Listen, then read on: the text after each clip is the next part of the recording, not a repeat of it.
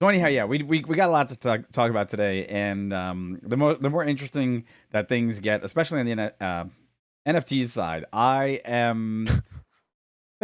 can only say this much. There's a moment when you sit back and you think to yourself, can this get any crazier? And generally, just about that moment when you ask yourself that question, it gets a little crazy. Yeah, usually. And so now Corey and I are in the conversation. We're working on the fact that we said we were going to get you a photo, right? This photo that we are going to use to NFT, and we're still in Yeah. the process of getting this to work. So I'll bring up Yep. the photo again because I just want people to understand this is not a scam. We are literally trying to get this piece of artwork right here.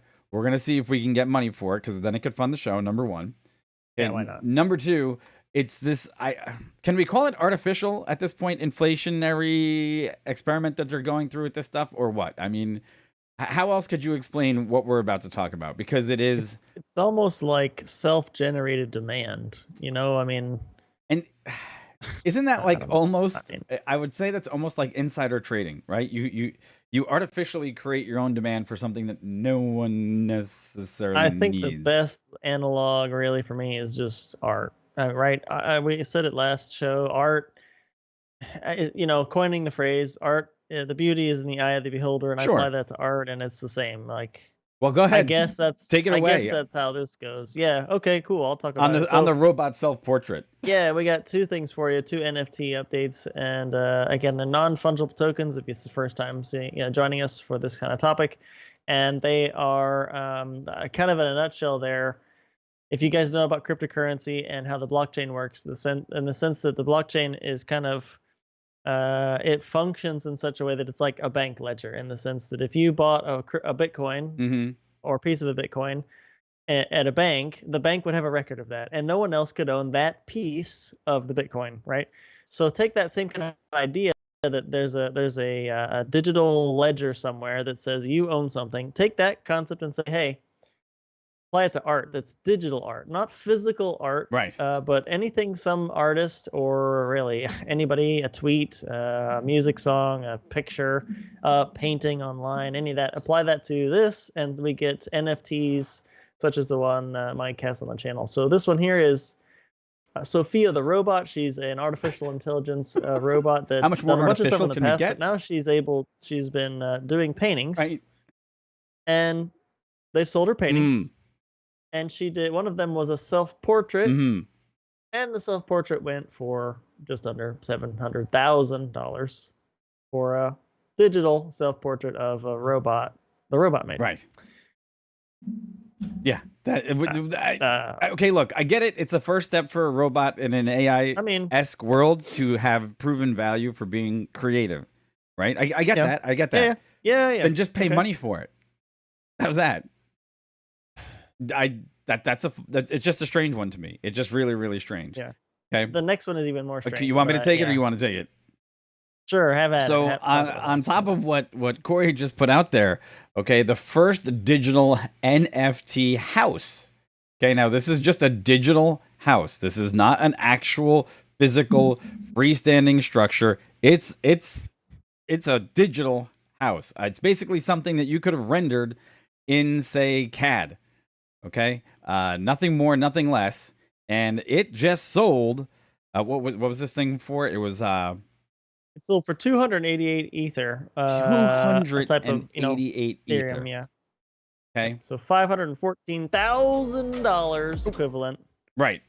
That is kind of ridiculous as I'm trying to switch to the proper thing that's going to show the video, because currently we're watching an advertisement that came up at the top of this thing, but I want to show you what it actually looks like inside this house because it's just digital.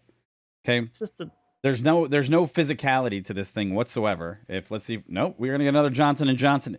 I love this. You EBY. Maybe I should sell your animal house.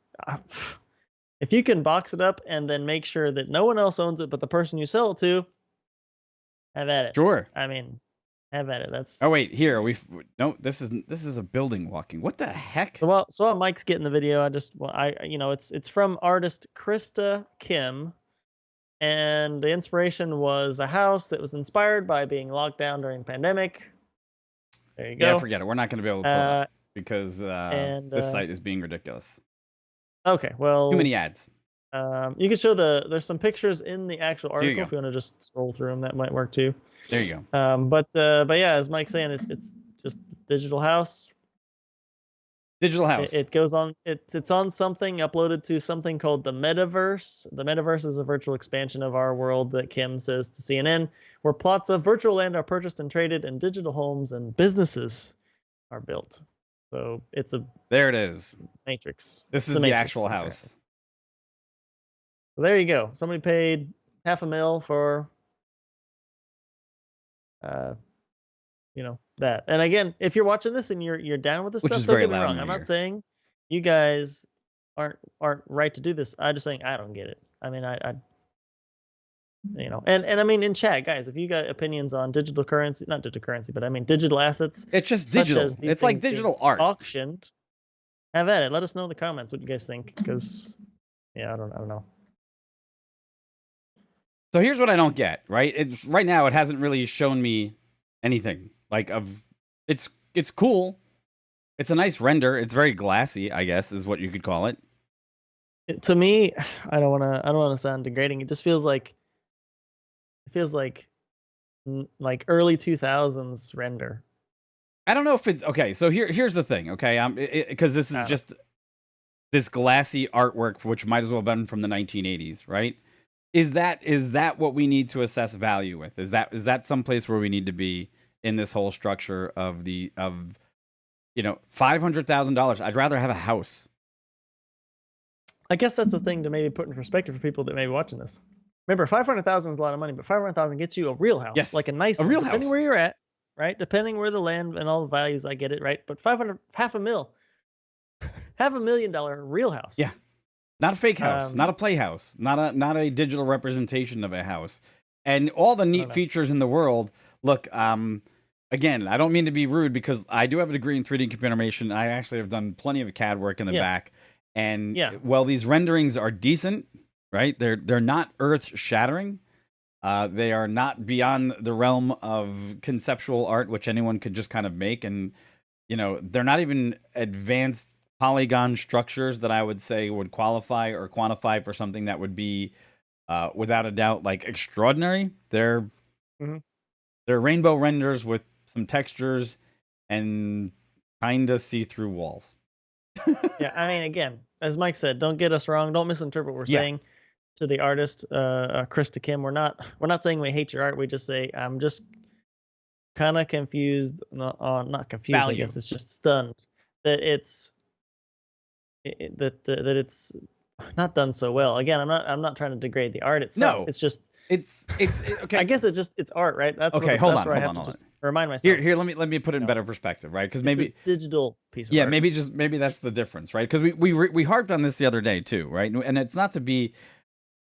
Corey's 100% right. It's not to be demeaning. It's not to take away from the experience. It's to look at with all the other things that are going on in the world, and if you want to turn around and assess value to something, make it unique. The robotic one I can actually get because here's an AI robot, strange in and of itself, painting its first self-portrait, strange in and of itself. But to me, I would say, hey, let's bring that to auction, and you know what? Let's make the proceeds go to like robotic development, or let's make the proceeds go to let's see if people need prosthetic limbs or something. Let that money go to the research for more prosthetic limbs, okay, or automated limbs, right? Yeah. Something like that, if we're going to assess value. But it seems almost self-serving, and maybe that's the bigger issue that I have with it. And sorry if that makes me a poor human being for not understanding, but that's the way I kind of see it. Yeah. That's it. Sorry. Probably just got myself in hot water there, but I really don't know what else to say about it because I seriously think, like, I'm talking to Corey before the show. I'm like, can we NFT ourselves? Can we take an image? Well, we're not digital goods. Right. We're not, but we can just take a picture of ourselves, enhance it, and then sell it out there. But then do we lose our identities? No. But I mean, I think but answering your main question though, yeah, of course. Because we take a picture, then we like put some filters over it or something that makes it unique, and bam. Why not? Or or are we just over analyzing this to pieces and everybody else should just be having a good laugh with it? Let us know in the comments below. Because it's bizarre. just really bizarre. It's just we're not going to continue harping on No. NFTs unless some No. more crazy stuff happens. But Yeah, it's just something I've been watching, and Mike has too. And we're just like, it's weird.